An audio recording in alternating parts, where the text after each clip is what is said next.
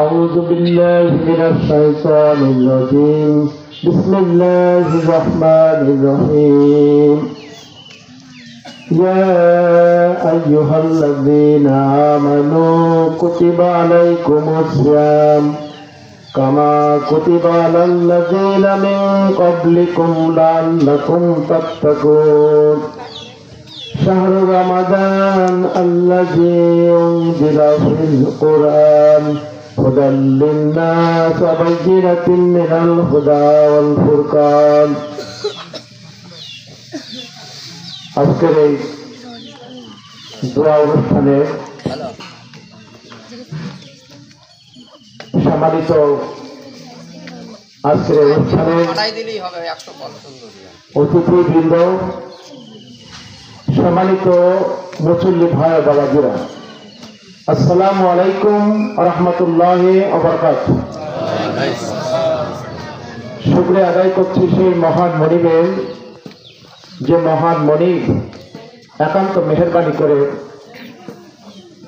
বঞ্চিত, অবহেলিত, জুলুমের শিকার, নির্যাতিত মানবতাকে নতুন করে তাদের সম্মান ফিরিয়ে দিয়েছেন, এদেশের মানুষের অধিকারকে ফিরিয়ে দিয়েছেন, মর্যাদা ফিরিয়ে দিয়েছেন, মানুষের বাক স্বাধীনতাকে ফিরিয়ে দিয়েছেন। সেই মহান মনিবের দরবারে আমরা প্রাণ করে শুকরিয়া, আলহামদুলিল্লাহ। দরুদ ও সালাম আমাদের প্রিয় নবী, কিয়ামত পর্যন্ত এই দুনিয়ায় বসবাসকারী সকল মানুষের জন্য যিনি আদর্শ, মুহাম্মদ রাসূলুল্লাহ সাল্লাল্লাহু আলাইহি ওয়াসাল্লাম। সম্মানিত উপস্থিতি, আমরা এই রমজান মাসে আজকের একটি দোয়া অনুষ্ঠানে হাজির হয়েছে আমাদের সম্মানিত আব্দুর রহিম ভাইয়ের আম্মার। এই দোয়া অনুষ্ঠান আমরা তার মৃত্যুর পরে আমরা তার জানাজা এবং তার কবরস্থের দিন আমরা ছিলাম, আল্লাহর কাছে কায়মান হয়ে দোয়া করেছিলাম। আমরা তো শুনেছিলাম যে তিনি এই শেষ বয়সেও তিনি বিনা চশমায় কোরআন শরীফ পড়তে পারতেন, কোরআনের পাবন্দী ছিলেন। আমরা আজকের এই দোয়া অনুষ্ঠানে আমরা এসেছি দোয়া করার জন্য, আল্লাহর কাছে কায়মান হয়ে দোয়া করার জন্য আমরা এসেছি। আল্লাহ রাব্বুল আলামিনের কাছে আমরা কায়মান হয়ে দোয়া করি। আজকে যার দোয়া অনুষ্ঠানে আমরা এসেছি, হে মহান মনিব, তার জীবনে ফেলে যাওয়া সকল ভুল ত্রুটিকে আপনি ক্ষমা করে দিন। কবর, হাসর, মিজান, ফুলসিরাত সকল ঘাটিতে আপনি তাকে সাহায্য করুন। জান্নাতের সর্বোচ্চ মাকাম জান্নাতুল ফেরদৌস তাকে দান করুন, আমিন। আমরা যারা আজকে এই দোয়া অনুষ্ঠানে এসেছি দোয়া করার জন্য, আমরা এই দোয়া অনুষ্ঠান থেকে আমরাও সিদ্ধান্ত নিয়ে যাব যে রবের কাছে যাওয়ার আগে আমরা যেন সঠিক মানের মুসলমান হিসেবে, একজন আত্মসমর্পণকারী হিসেবে আমরা যেতে পারি। আল্লাহ আমাদের তৌফিক দান করুন, আমিন।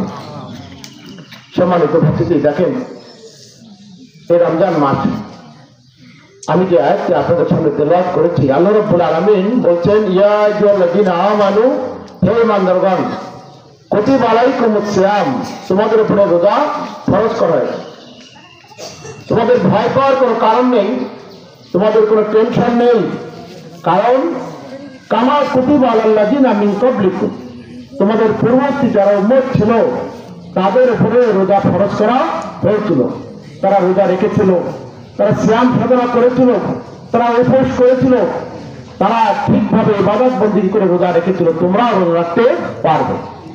আর আমি এই রোজা তোমাদের জন্য কেন ফরজ করেছি, এর কারণ তোমাদের জন্য এই রোজা আমি কেন ফরজ করেছি, আল্লাহ রাব্বুল আলামিন পরবর্তী অংশে বলে দিচ্ছেন, লাআল্লাকুম তাত্তাকুন। এই রোজা পালন করে আমার মুমিন যেন কি হতে পারে, মুত্তাকি হতে পারে, তাকওয়াশীল হতে পারে, খোদাভীরু অর্জন করতে পারে, পরহেজগারি অর্জন করতে পারে। তাহলে রোজা ফরজ করার কারণ হলো তাকওয়া অর্জন, খোদাভীরু অর্জন। এই তাকওয়া কি? আল্লাহ রাব্বুল আলামিন সূরা ইমরানের 102 নম্বর আয়াতে আল্লাহ বলছেন, ইয়া আইয়ুহাল্লাযীনা আমানু, হে ঈমানদারগণ, আত্তাকুল্লাহ, তোমরা আল্লাহকে ভয় করো। শুধু এই কথা বলে কিন্তু ছেড়ে দেননি, শুধু এই কথা বলে ছেড়ে দেননি, তিনি পরবর্তী অংশে আবার জোরালো বলে বলছেন, হাক্কা তুকাত, যেভাবে ভয় করা উচিত। তোমরা আল্লাহকে ভয় করো, এই কথা বলে কিন্তু ছেড়ে দেননি, তিনি পরবর্তীতে আবার জানিয়ে দিচ্ছেন যে হাক্কা তুকাত, যেভাবে ভয় করা উচিত। দেখেন, জিহাদের আয়াত নাযিল করে আল্লাহ জানিয়ে দিচ্ছেন, ওয়াজাহিদু ফিল্লাহি হাক্কা জিহাদ, তোমরা জিহাদ করো, প্রাণান্তকর চেষ্টা করো দিন বিজয়ী করার জন্য, কোরআনের আইন কায়েম করার জন্য, ইসলাম প্রতিষ্ঠার জন্য তোমরা কি করো? প্রাণান্তকর চেষ্টা করো। কিভাবে করো? ওয়াজাহিদু ফিল্লাহি হাক্কা জিহাদ, বলছে তোমরা জিহাদের হক আদায় করে জিহাদ করো, যেভাবে প্রাণান্তকর চেষ্টা করলে হয় সেভাবেই করো।